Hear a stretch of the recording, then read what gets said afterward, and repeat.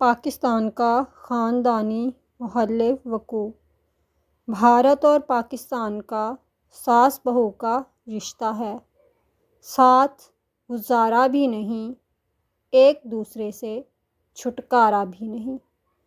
بنگلہ دیش وہ نند ہے جسے ساس نے شادی کر کے علیحدہ کر دیا۔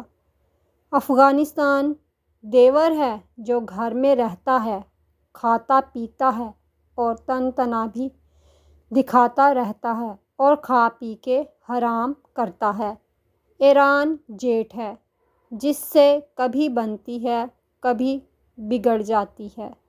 امریکہ پھپھو ہے جو ہر معاملہ بگاڑ کے سدھارنے کا شور مچاتی رہتی ہے۔